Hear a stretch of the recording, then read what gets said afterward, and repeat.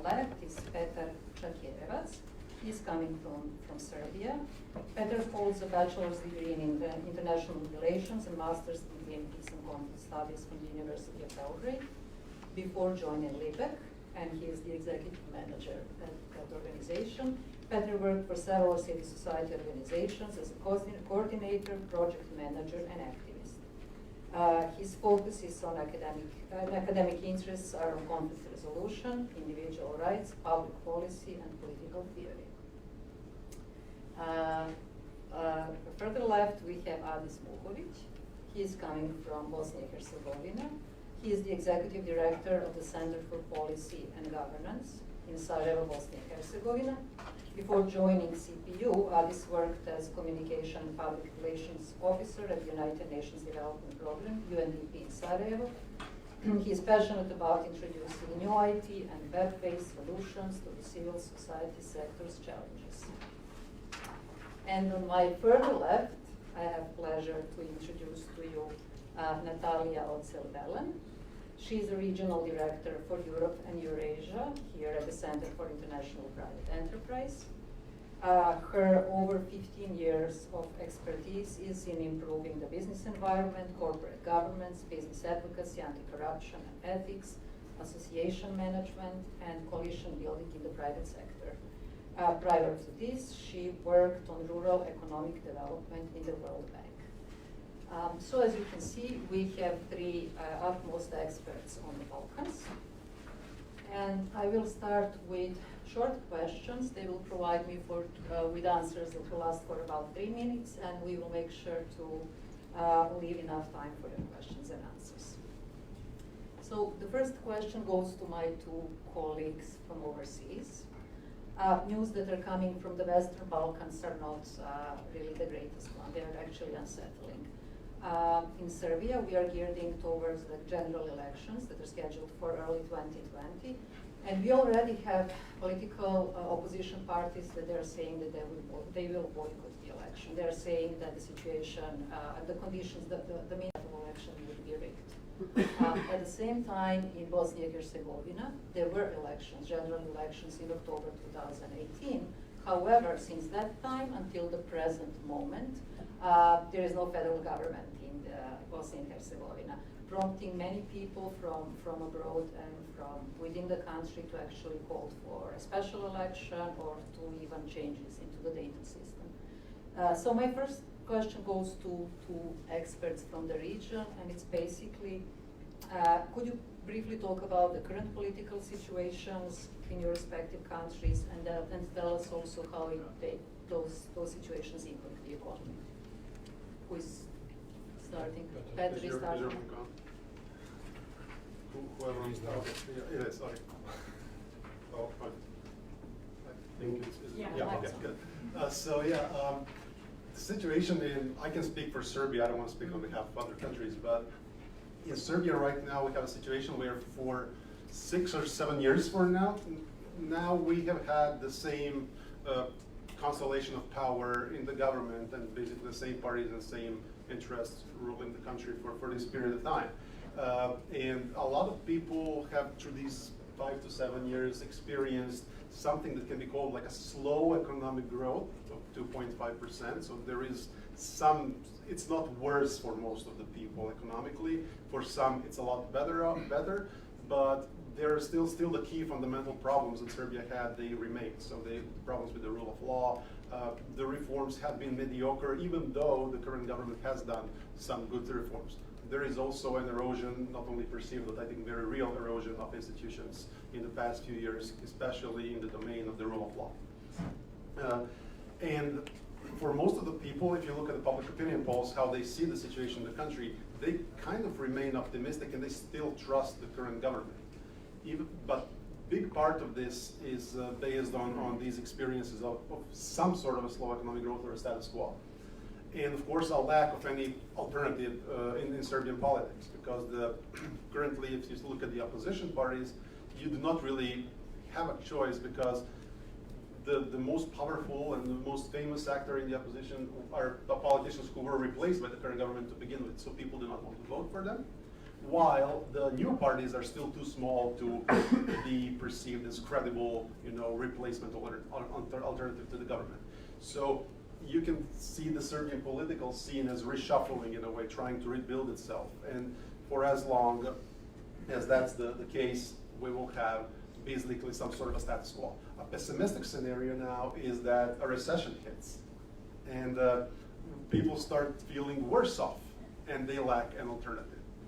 This is possible because structurally Serbia is not ready for a new recession, and this is something that I perceive as a risk. Optimistically, the current government could maybe change the course a little bit and do actually some good reforms that would maybe prepare Serbia to answer these risks and to even bring about higher economic growth. So it's not a watershed moment, but we have to bear these three scenarios in mind: pessimistic, status quo, and optimistic. Thank you. Adis? Okay, thank you all for coming. Is my on, yes? Okay, great. So I'll start to explain the situation of Bosnia and Herzegovina with the previous mandate. So we had in previous mandate in Bosnia and Herzegovina 2014, 2018, we didn't have enough improvement improvement in implementation of socio-economic reforms in Bosnia and Herzegovina. In 2014, international community wanted to shift the focus from electoral and constitutional reforms to economic reforms. CPU found that to be a great opportunity for people's lives to really improve on specific subjects. Unfortunately, most of the reform agenda, that was a document formed by governments and adopted by all political parties in Bosnia and Herzegovina, was not implemented, especially those who were created to improve business environment in Bosnia and Herzegovina and to unburden the labor tax burden on labor in Bosnia and Herzegovina.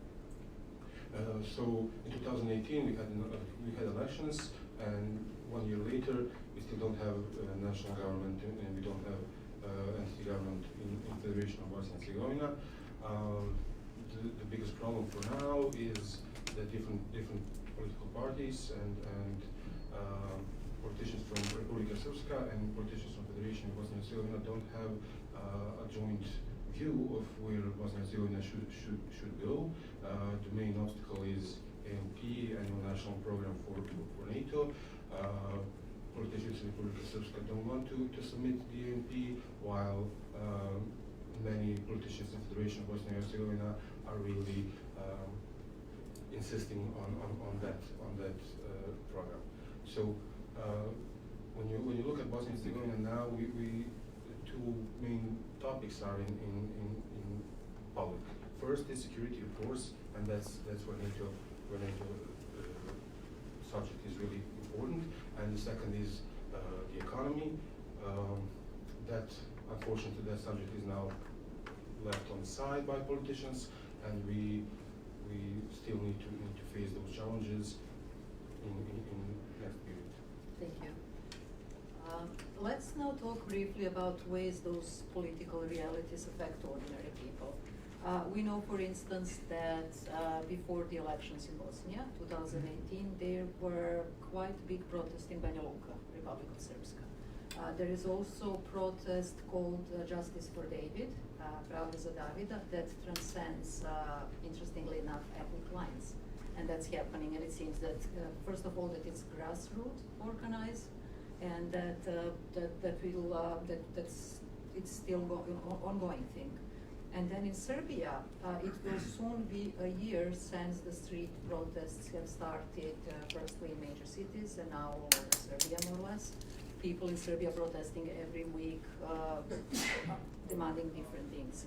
So the question for two of you is the effects of political realities on common people, and then a question for our colleague from CIPE is actually, why are you guys involved there?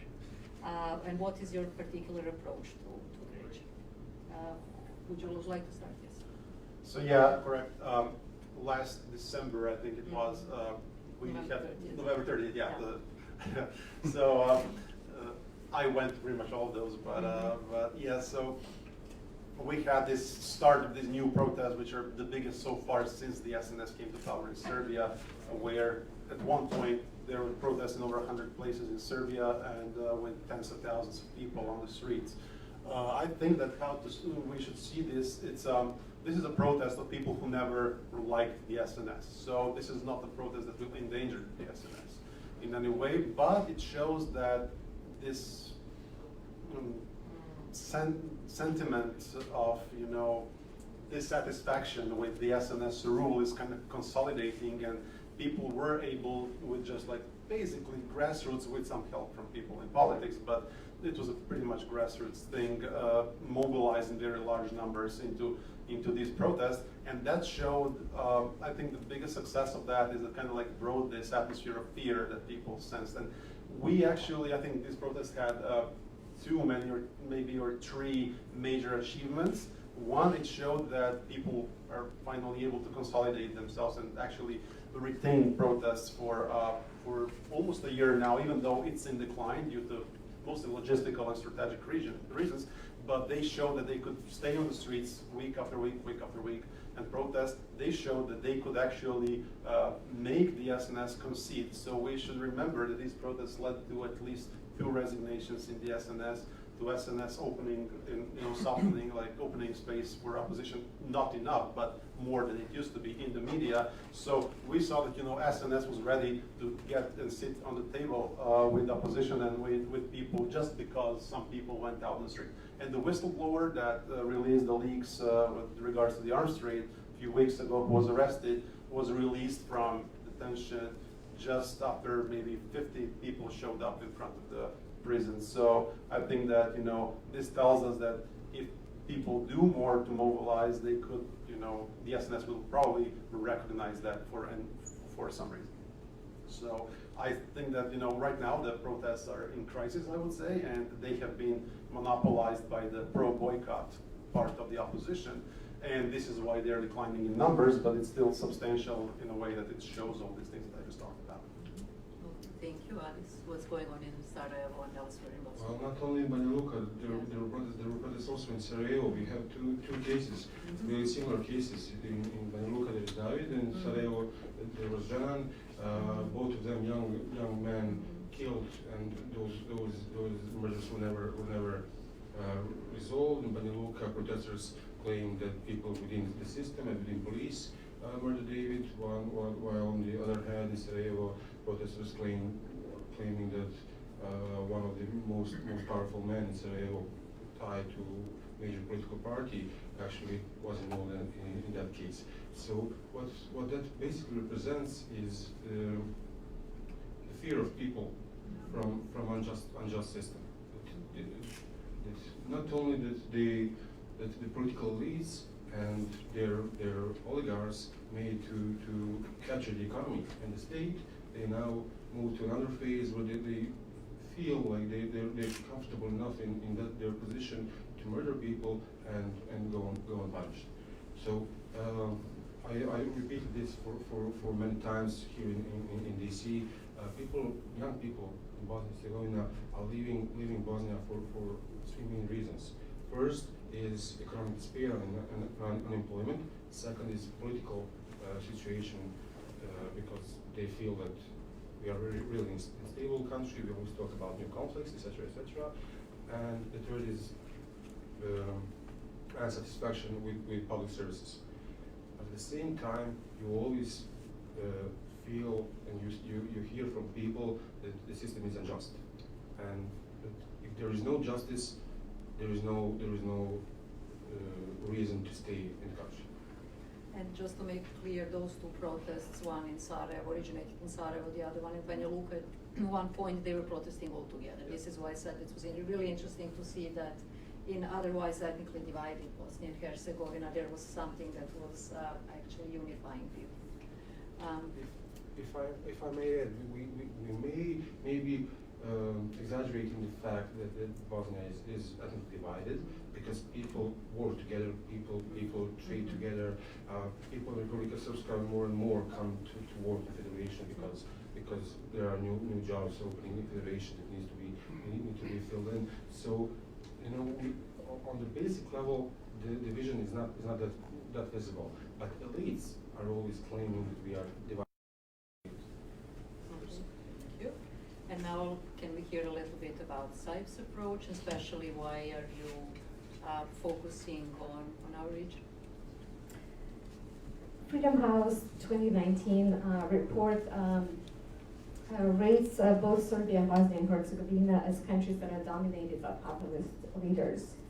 As my colleagues have described very well, Serbia is dominated by increasingly, increasingly authoritarian leader, Aleksandar Vučić, and Bosnia and Herzegovina continues to be not dominated by nationalist parties that set up, follow up the setup of the Dayton peace agreement in 1995.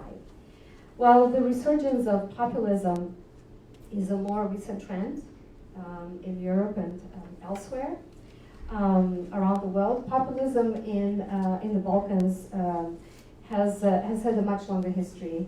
Populism really has emerged after the fall of Yugoslavia. But regardless how long these populist leaders have been in power, there is a risk that these populists will turn their countries into authoritarian or undemocratic countries. As my colleagues have talked today, much of the political discourse in these countries focus on politicians' personalities, focus on ethnic lines, and quick fixes, rather than on debating economic policy and what are the solutions to the social and economic problems that regular citizens are facing. This creates weak trust in government, and really governments are not able, they're showing they're not able to deliver on the promised reforms during the election times, and they're not able to deliver economic growth and job creation. This in turn results in lack of citizen participation in the political processes, and it disempowers the private sector from taking an active role in developing the countries. And then in turn, as you just mentioned, it leads to a disenchantment and disempowerment of youth and brain drain. So the growing perception that democracy and market economy are not able to deliver is creating an impression that democracy and market economies are not working for them. So in this way, citizens are looking for non-democratic alternatives or simple with their countries. So CIPE's program is focusing on working with civil society groups, such as yours, in Serbia and Bosnia and Herzegovina, to provide objective information about the true state of the economy and formulate a common vision of responsible economic policy, so that citizens can hold their elected officials accountable. Thank you. To make informed decisions and to hold our politicians accountable for that, we have to have free or semi-free, at least, media. Today, Bosnia and Herzegovina is, for instance, described as a country that is hostile to freedom of press and freedom of media by Reporters Without Borders. The same organization described Serbia pretty much in similar terms, and Freedom House, that we just heard quoted about, actually described Serbia in the last report as partly free. And the reason for Serbia being partly free is because the media is captured. So in a situation like that, if you could please tell me, how do you reach your audiences? How do you engage with your constituents? And then also your particular programs, how you are able to implement them.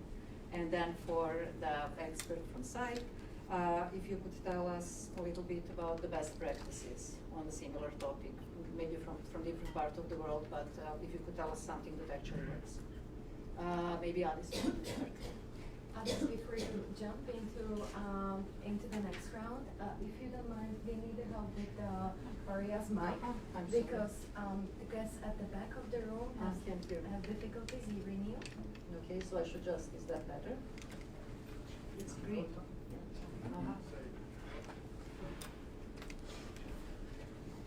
Is it better? So maybe for the next round, I can take Petar, it, yes, take yeah. Go ahead, sorry. Okay, thank you. Well, the situation in Bosnia and Herzegovina is not black and white. We have different situation in Bosnia than in Serbia. But what is the situation is that most of the public media are literally captured because as with state-owned enterprises and public media outlets are also state-owned enterprises. The boards within each enterprise is divided after the election, so it's seen as the election reward for political parties, and then whichever party gets the most people within the board, they get to control the message that goes out of it. We still have independent media, and that's how we actually convey our messages to the public. We work with biggest media outlet, online media outlet clicks very intensely, and the biggest online media outlet in Republika Srpska, Buka. They remain until now they remain independent, but we see and hear the information that political circles within Bosnia and Herzegovina and outside Bosnia and Herzegovina are trying actually to acquire those media as well in order to be able to control messages out. What we actually are trying to do is create our own independent media outlets and our own educational tools. For example, within CIPE supported project, we created in cooperation with CIPE and with Free Market Institute an online tool, Moj Porez 2 or My Tax.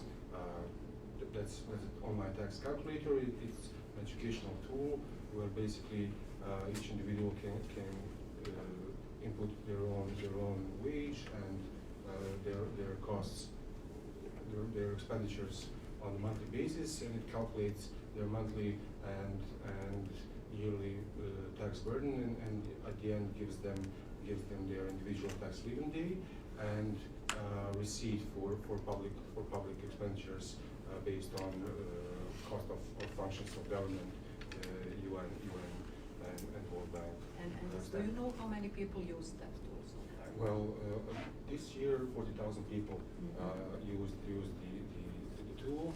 And this is all over Bosnia? Yes. In the last 3 years we had almost 80,000 people visiting it, but we do also disseminate the educational infographics and videos through social media. What we have achieved in this year is reaching 500,000 people with our content on Facebook, which is most popular social media platform in Bosnia and Herzegovina. And people are really engaging in our content. Some of the reactions on social media are not optimistic, but some of them really are. We see a lot of people being surprised about the facts on government spending and how much tax they are paying, and we hope that will improve their position to make better political decisions in the future. Thank you. And what's going on in Serbia and what is Talos? Yeah, so in Serbia we have a situation where we're facing a similar kind of capture of the media as well, and I think it's black and white, so the landscape is, yes, most media is controlled by the government and in some way or another, or influenced heavily by government, but this is nothing new. We always had this because you can change politicians, you do not change incentive schemes that make this system possible. And incentive schemes here are the publicly owned enterprises which are funding this media through advertising money they do not want to give up on. It's also crony businesses that allow government to channel money to acquire more and more media, and you have a situation where the only media independent from the government is the media that has strong and safe foreign ownership, or those that receive significant funding from abroad. But this is patchwork. I think to really have a free media in Serbia, you have to not only have like strong courts and the rule of law, but also to remove this scheme of incentives that makes the current system possible. Now, we as an organization, when we reach out, we used to reach out, sending press releases and everything. That went, like, media would publish it still. Less so than I think in 2012 maybe or 13, but you could, like, especially like economic stuff, you could get in the media. However, we did not think this was enough, so we decided to like build our own outlet, because we saw that at one side we had people in Serbia were very frustrated, like we were frustrated, that there was a lack of high quality political content in the media. So there's more like tabloids writing very short articles, clickbaitish. It wasn't really interesting, and we wanted to build something new and return like a fact and argument based debate to the scene. At the second time, we wanted to use this approach to place our own messages, which are free market messages based in classical liberal or libertarian ideas. And we do that by pushing daily comments and opinion articles on our website, talas.rs, and we also run a podcast and a YouTube show where we do like a longer form discussion. It's growing faster than we thought, and it's been not 1,000 monthly hits on our website this month.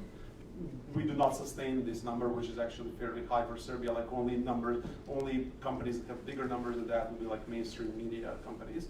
But it is an order of several orders of magnitude of what you reach out to as a think tank. So a media, and it connects you to influencers and to everybody else. We on social media probably have about, I don't know, maybe we reach 1 million impressions a month combined on all these platforms.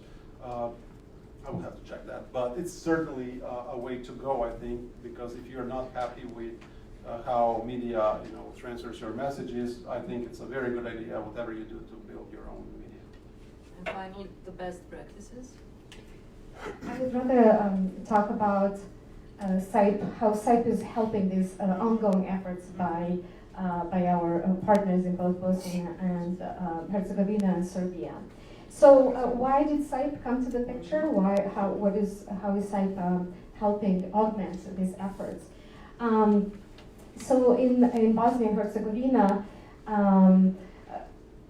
citizens did not have access, as our colleagues described, did not have access to objective information regarding what are the economic priorities that the political parties are putting forward. What is the economic agenda? So we work with civil society organizations that CPU, the Center for Governance, was able to bring together, as well as private sector, to jointly formulate the top key concerns that citizens have and top key problems that businesses are facing, to formulate them into an economic platform to be discussed with the political parties ahead of last year's election. At the same time, we also worked together to develop a reform monitoring methodology, where after the elections, the citizens and private sector can hold the elected officials accountable and push the elected, the political parties that have been elected to take responsible, to put forward responsible economic reforms. In Serbia, CIPE's approach has been to support the LIBEK, the Youth Libertarian Club, to work with a broader range of civil society, journalists, economic experts, and private sector to address the myths that the politicians about economic reforms, or the needed economic reforms that the politicians are using, rather than addressing the real economic concerns that citizens are having. And so work with experts, with civil society, to be able to create a dialogue around these issues, and that way create a debate in the wider civil society, but also debate with politicians. Thank you. So our panelists mentioned a couple of times brain drain migration, and I would like to just briefly talk about that issue. In Bosnia, for instance, and in Serbia very much so, talking about leaving for good to another country is a common theme. It's a part of everyday life. There is a famous song by Dubioza Collective that actually captures that sentiment. And then also in Serbia, until maybe a couple of days ago, there was actually a Twitter topic was trending on Twitter, why I left Serbia, where ordinary people and then some celebrities as well were explaining their life from Serbia to elsewhere. So it's a very much very present topic in both countries. And the question really is, how do we deal with it? And that's the question for all three panelists. Who would like to take the question first? This has a microphone. Can I start? Well, yes, brain drain is a really big problem for Bosnia and Herzegovina. It can have basically short-term and long-term consequences from my view. Short-term consequences will be positive because it will provide, first of all, political relief from unsatisfied people that are unemployed currently and leaving to find job in other countries.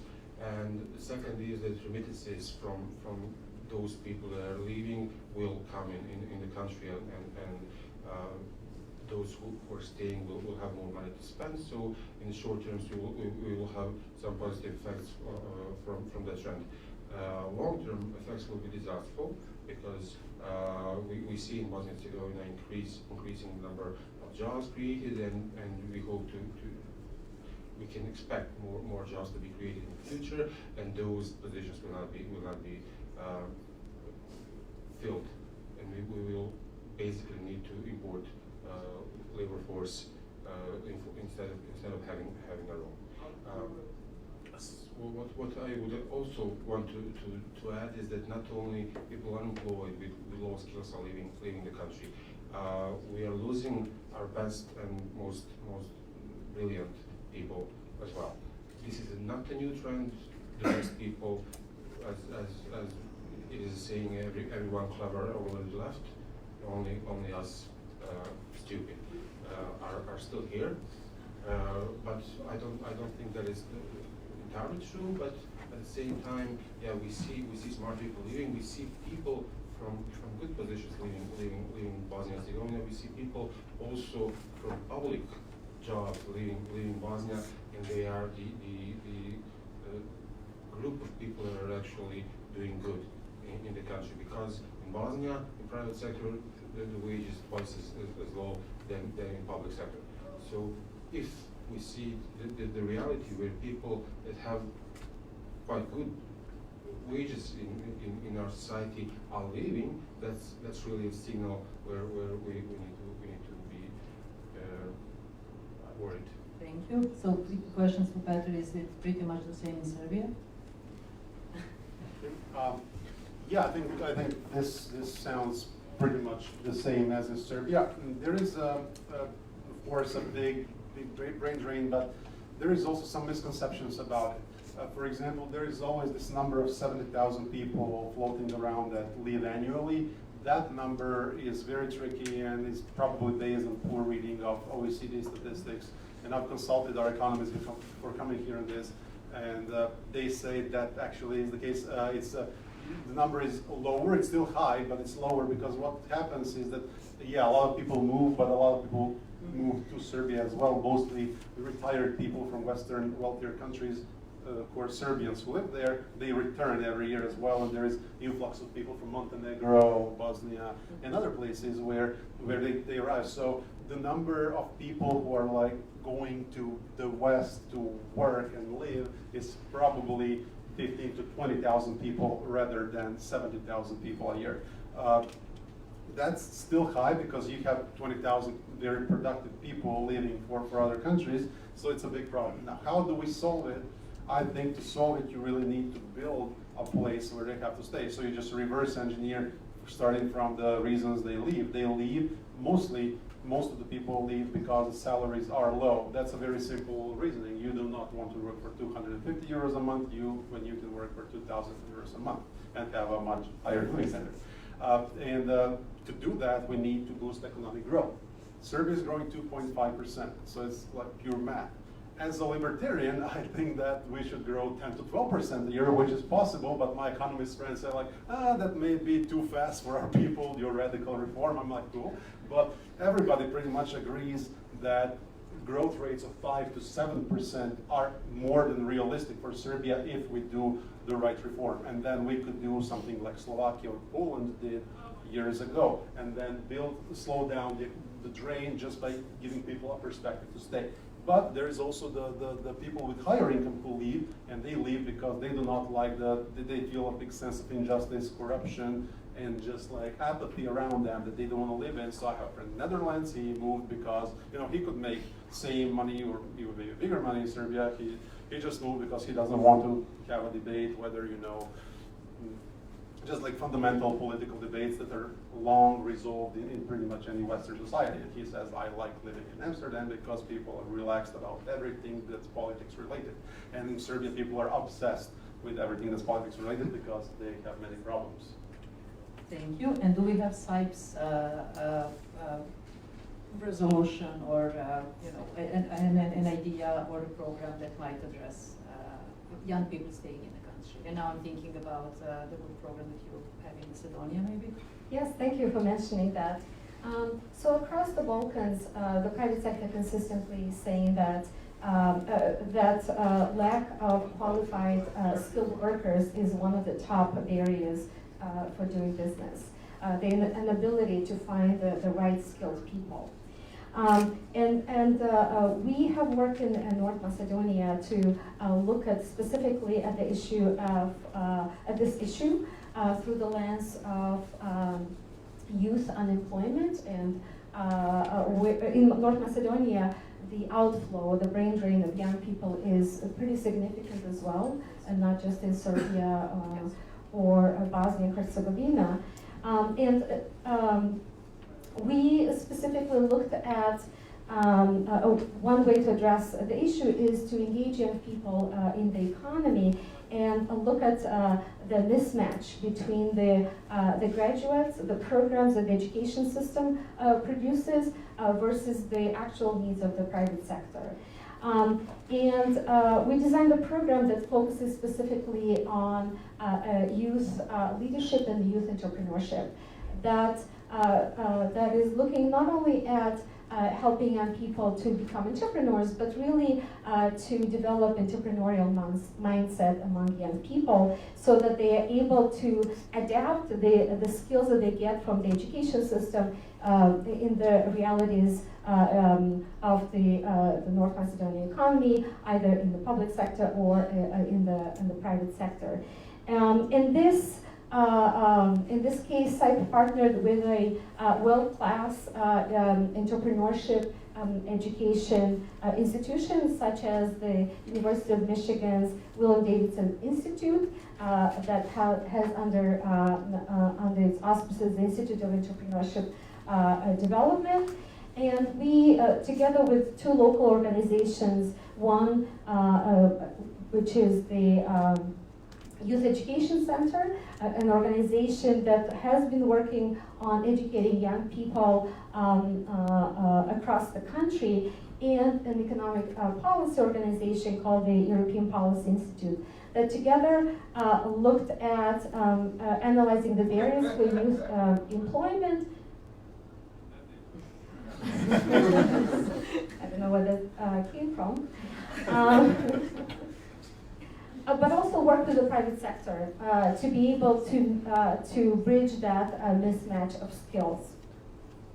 And we developed a training program on entrepreneurship that specifically focuses on helping young people realize their entrepreneurship potential and the ideas inside North Macedonia.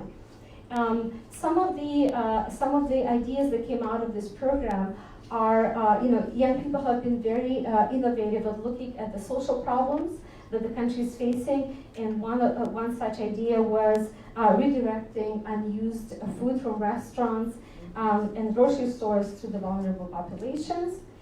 And I would say that an important element here is that there are lots of entrepreneurship programs across the region. CIPE's innovation in this program has been that we work together with the private sector to develop a program to formulate the specific skill set that is being taught in this program and to bridge that gap of the mismatch of skills. Thank you. And then very last question before we open the floor for questions and answers from the audience. Very, very briefly, are you looking ahead, let's say in 5 years' time, are you optimistic or pessimistic when it comes to your respective countries, and then maybe the region as a whole, the perspective from CIPE? Or in other words, is there a light at the end of the tunnel? Thank you. I'm going to be short. I am realistic, so neither optimistic or pessimistic. I'm aware of the risk, I'm aware of the potential, and it depends on our decisions and the decisions of stakeholders in Serbia, what's going to happen next. So Serbia in 5 years would look this or that? If things remain the same, it's going to look pretty much the same with a slightly bigger economy, slightly fewer people in Serbia, and maybe in 5 to 7 years, the opposition consolidates power to change the government. Okay, thank you. I would say I'm cautiously optimistic. If I wasn't an optimist, I wouldn't do the thing I do. But at the same time, we need to stay really well informed about what government is able to do, what our government is willing to do. I can say to not end this on the negative note that we see the change of behavior within governments, that some of the actors in Bosnia and Herzegovina, especially in Federation, are stop being populistic and are trying to implement even unpopular reforms, which is a good sign for us. Okay, thank you. And then what do you foresee for the region? As a long-time observer of the Balkans, I think it's hard to be optimistic.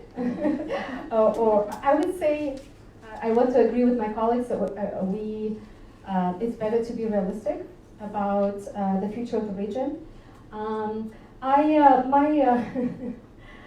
My slight lack of optimism, I would say, is related to the recent political developments in the region, and especially the recent, I would say, the damp in the optimism that has been put by the declaration of the French president, where essentially has put a hold on the region's EU aspirations.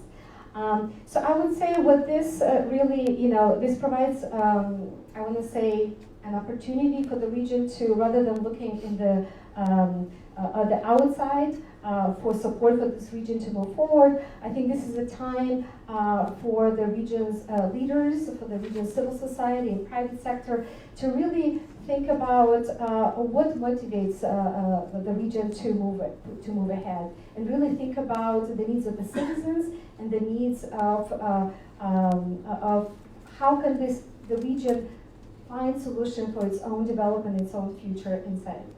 Thank you. Now we are opening up for questions to the public. I think the microphone will go towards the second row. Hi, thank you. My name is Dennis Henry. I work in the Europe program at CSIS. I apologize, I couldn't bring myself to take off my sweater in this weather. My question actually dovetails your comments on the EU. Short of accession, have you seen a positive impact of the EU in the region? Do you see it as more of a negative actor, or is it just status quo? Or do you interact with them at all? Do you see a positive role for the EU in the region right now? I assume that's a question for both of our guests. So I think that you have the microphone. Yes, you can I start. Well, we see both positive and negative influence of European representatives of European Union on the ground. We always get the signal that we are welcome in European Union, and that kind of pushes our politicians forward to try to implement reforms that are expected from European Union. At the same time, and as I was saying, reform agenda was basically compact for growth and jobs, was predecessor of reform agenda. It was actually European Union idea and the whole project. So that was the positive impact in Bosnia and Herzegovina. But on the other hand, there were really negative decisions that European representatives really made, specifically on privatization of British Telecom and on increasing excise on fuel in Bosnia and Herzegovina, where people literally said, they are only representing their own interest and they're not looking for our interest, because the situation is really complicated. Reform agenda said that we need to decrease taxation of labor and increase taxation of consumption. What literally happened was the taxation of labor was not decreased, but taxation of consumption, especially excise goods, that taxation was increased. So people are now feeling that the tax burden is bigger. Our things everyday things that we buy are more expensive. We see it on our prices, but we were not seeing the increase of buying power. Thank you. And very, very briefly, so we can squeeze in a couple of more questions. Sorry. Okay. So very briefly, there has been positive influence in terms of there's some reform that happened probably would not have happened without the EU. However, I think that now we have the EU that's filing reports saying everything is fine and perfect in Serbia, or just saying that publicly, even though it's not really in the reports. While people obviously see that not everything is fine in Serbia, and people are becoming more resentful of the EU because of that. Also, EU does not anymore present a clear perspective for the region, and that's a fact, I think. And this is a big threat to everybody who is pushing for reform in Serbia for the past 15 years, because we've been telling them for several years, do not put your reformist acts in the one basket, because do not rely solely on the EU, because you cannot control the EU. And now this is exactly happening. EU is making decisions on its own that are contrary to the reformist agenda in Serbia, and here we are in the vacuum. Thank you. Do we have any? We have an. If I may add, just the situation, literally, why our politicians put all cards in European Union is because of the fact that US lost interest in the region, so the European Union just filled up the vacuum. Okay, thank you. We have another question over there. It's Sean McGuire from the Stimson Center. Sorry, two small questions. One for Natalia and Adis, and one for Petar and Marija. Adis, earlier you mentioned at the person-to-person level, the divisions in Bosnia are not so great. But if we look at Republika Srpska's National Assembly yesterday and the conclusions they passed, they seem a little bit more stark. So do you think any substantial reform, can actually happen in Bosnia, so long as something like Annex 4 remains the constitution of Bosnia and you have an entity like Republika Srpska that seems bent on undermining the federal government at every turn? My other question is, and kind of just jumping off of the comment that Adis just made, that the U.S. is starting to show a lot more interest in the Balkans. We have two special representatives for the region now. And how do we balance the desire for stability and also the push then for rule of law and democratic reforms? I mentioned that in light of about a year ago, President Trump sent a letter to the leaders of Serbia and Kosovo trying to finally get a deal. And is there concern that we may be willing to trade off democratic reforms to get stability? Yeah. Thank you. Well, I will say one thing, the Dayton Agreement is reality, our constitution is reality. We spent 20 years after the war to change our constitution, to change our electoral law, but it was in vain. The reality is that Republika Srpska is in Bosnia and Herzegovina, and that we have the political elite that are reality of the electorate will. So we need to do the most we can to work. All political actors need to do the best they can to work together, and I believe that there could be job done, because I don't believe that any political actor in Bosnia will shoot in his own leg, because this stoppage in functions of national government, it's not federal government, I'm sorry, of national government is basically also a burden for Miloradic. As long as he doesn't want to admit it, he acts relaxed, but in reality, he's really nervous about making to the Council of Ministers. And for me to answer your question, it will take a lot of time to answer it properly, so I'll just try to do it briefly. Yes, America has special representatives that is tasked to deal with the region. However, I don't think that American influence, for many reasons, is as prominent as it used to be. We now have Putin, who comes every maybe 6 months to the region. We have President Vučić and the others from the region referring to Chinese politicians as their friends. We have Saudis, even more prominently Turkey in the rest of the region. So I think it's very hard to speak about strong and coherent American message right now. But we can talk about it after the panel. Thank you. Do we have? Yes, we have another question over there. Thank you very much. Good morning. I'm Robert Benjamin with the National Democratic Institute, and thank you very much for your presentations. Natalia has been working on youth immigration and unemployment, kind of on the flip side in a way to CIPE's efforts, which are great, working with political parties, in particular in Bosnia and Herzegovina with a young group of 15, 20, or rather a group of young politicians, about 15 folks from 9 different parties across the country, both entities, on generating within the party's employment policies at the macroeconomic level. We had a conference in Sarajevo back in June. There was a discussion with some private entrepreneurs in their 30s, quite young, agribusiness in Mostar, digital marketing in Sarajevo, kind of a new Airbnb type of app in Banja Luka. They all had the same issues, policy issues. Infrastructure, transport infrastructure, banking, public administration, labor regulations. It was despite, not because of the government, that they had managed to get their businesses off the ground, but to your point, Petar, about 5% growth, they could not grow their businesses. They could not hire the extra 50 to 60 people that they might be able to do because of red tape. I'm just interested, and it was interesting for the young politicians to hear this because it allowed them to walk around the variety of policies that they can look to enact in these areas. And I'm just wondering if you have any recommendations.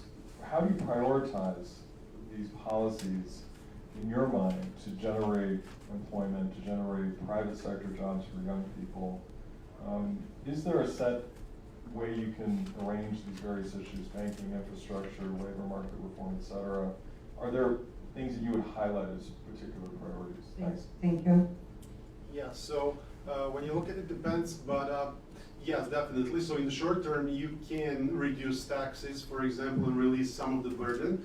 There is a lot of red tape that needs to be cut in the bureaucracy to be made efficient. I think that can be done in the short to mid-term, but the key here is that we have, if you look at the investment in Serbia and how it goes, it's mostly like we do not have a big problem, even though we subsidize that. Like with foreign investment, it's more like domestic investment is lacking, and it's both public in infrastructure and private, which is the most important. That's lacking in Serbia because domestic investors do not want to invest.